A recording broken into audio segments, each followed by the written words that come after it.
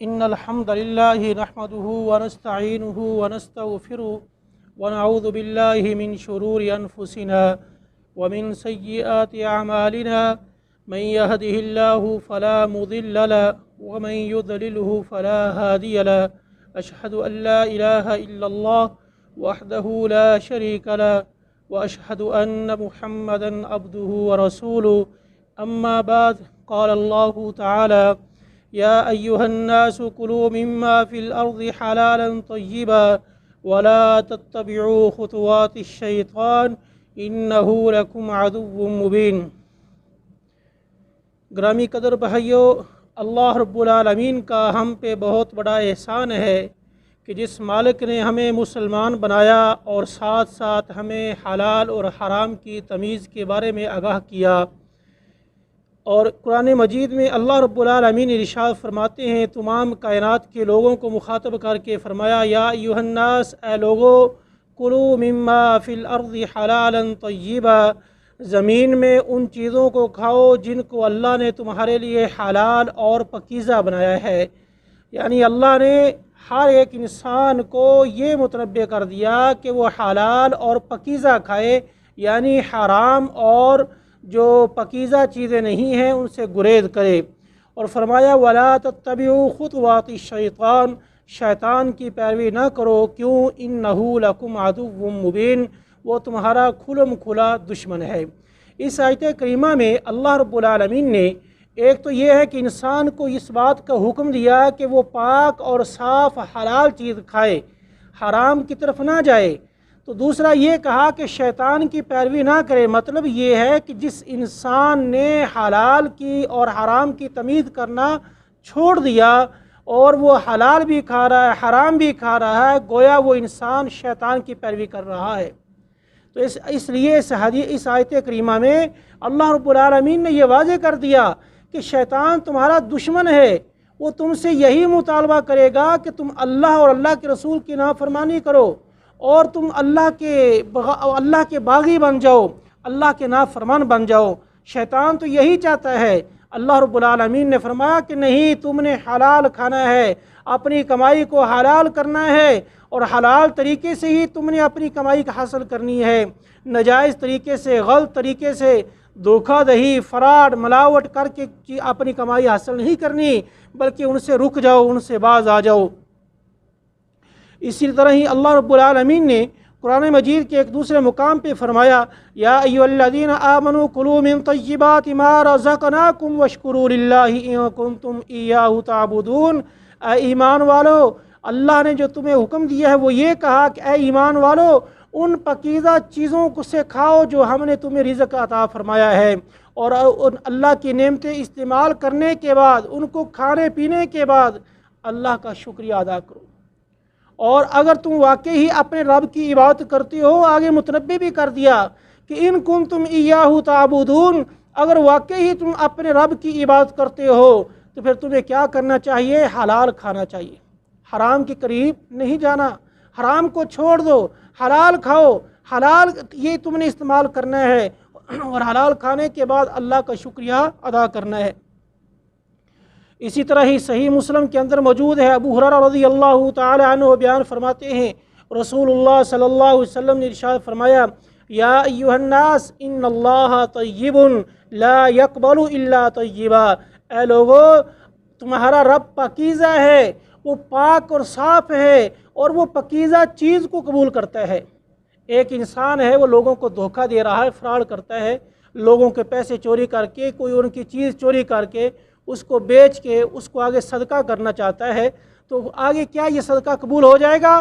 اس حدیث میں واضح حکم آ گیا کہ اللہ پاک ہے اور وہ پاکیزہ چیز کو پسند کرتا ہے۔ ایک انسان، اس کو علم ہے کہ یہ ناجائز طریقے سے میں نے کمایا ہوا مال ہے میرا، اور اس مال کو اللہ کے راستے میں اگر صرف کرے گا تو یقیناً اللہ تعالیٰ ایسے مال کو قبول نہیں فرمائے گا۔ اور آگے اللہ نبی صلی اللہ علیہ وسلم نے ارشاد فرمایا، وَإِنَّ اللَّهَ امر المؤمنین بما امر به المرسلین، اللہ رب العالمین نے اپنے مومن بندوں کو وہی حکم دیا جو اپنے رسولوں کو حکم دیا۔ کیا؟ اللہ تعالیٰ ارشاد فرماتے ہیں، یا ایھا الرسل کلوا من طیبات ما कुलू मिन तय्यिबाति वअमलू सालिहा इन्नी बिमा तअमलून अलीम। ऐ रसूलो, तुम पाकीज़ा चीज़ों को खाओ। अल्लाह ने जो तुम्हें माल दिया है उस माल के अंदर जो पाक और साफ माल है उसको खाओ। और यही हुक्म मोमिनों को दिया, क्या, या अय्युहल्लज़ीना आमनू कुलू मिन तय्यिबाति मा रज़क़नाकुम। ऐ ईमान वालो, जो हमने तुम्हें पाकीज़ा रिज़्क़ दिया है उस रिज़्क़ से खाओ। अब अगर इंसान जो है वो गलत तरीके से कमाता है, हलाल तरीके को छोड़ देता है और सुबह से लेकर शाम तक अल्लाह से दुआएं करता है, उसकी रोज़ी क्या है, हराम उसके अंदर मिला हुआ है। अब इंसान अल्लाह के सामने गिड़गिड़ाता भी है, दुआएं करता है, आगे कहता है मेरी दुआएं कबूल नहीं होती, क्योंकि रसूलुल्लाह सल्लल्लाहु अलैहि वसल्लम ने इरशाद फरमाया, एक लंबी हदीस है जिसके आखिर में आपने ये फरमाया कि एक इंसान है वो लंबा सफ़र करके आता है और सफ़र की वजह से उसके बाल बिखरे हुए हैं, गर्द आलूद उसके ऊपर पड़ी हुई है, और इसी तरह वो आके क्या बैठ जाता है, अपने हाथों को आसमान की तरफ बुलंद करता है और कहता है या रब्बी, यानी इस तरह अपने रब को मुखातब करके आवाज़ें देता है आगे से। हालांकि हकीकत क्या है, व मतअमुहु हराम व मतअमुहु हरामुन व मशरबुहु हराम व मलबसुहु हराम व गुज़िया बिल हराम फ़अन्ना युस्तजाब लक। अल्लाह रब्बुल आलमीन की तरफ से आवाज़ आती है कि मेरे बंदे, बतला मैं तेरी दुआ किस तरह कबूल करूँ। तेरा खाना हराम का, तेरा पीना हराम का, तेरा पहनना हराम का, और जिस लिबास को तूने अपने बदन पर पहना हुआ ये हराम का है। बतला मैं तेरी दुआ कैसे कबूल करूँ। आज हमें कोई एहसास नहीं है, हमें कोई फ़िक्र नहीं है कि मेरा माल कैसे हासिल हो रहा है, मेरा बेटा कैसे कमाई हासिल कर रहा है, या मैं किस तरीके से अपने माल को जमा कर रहा हूँ। हमें इसकी आज इस दौर में कोई परवाह नहीं है। अगर किसी को कोई परवाह है तो वो सिर्फ़ और सिर्फ यही है कि बस मेरे पास माल होना चाहिए। हमें ये कोई सरोकार नहीं इस बात से कि वो जायज़ तरीके से आए, नाजायज़ तरीके से आए, वो उसके ऊपर किसी पर जुल्म किया जाए, जुल्म करके उसको अपने माल में शामिल किया जाए, या किसी भी तरीके से उसको जमा किया जाए। बस सिर्फ़ और सिर्फ इस वक्त हमारा एक ही मकसद बन चुका है और वो है माल जमा करना। मेरे भाई, हम हकीकत में आखिरत को भूल गए हैं। जब इंसान आखिरत को भूल जाता है उस वक्त इंसान के दिल के अंदर दुनिया की लालच बढ़ जाती है और इंसान दुनिया की तरफ भागता है।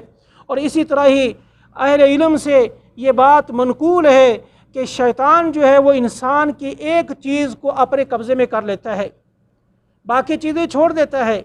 उसको इस बात से कोई सरोकार नहीं। वो कहते हैं कि इंसान जो है, शैतान जो है वो इंसान की एक चीज़ अपने कब्ज़े में ले लेता है, बाकी चीज़ें हत्ता कि उसकी इबादत जो है वो भी छोड़ देता है कि ये जिस तरह चाहे इबादत करे। वो क्या है, वो है उसकी कमाई।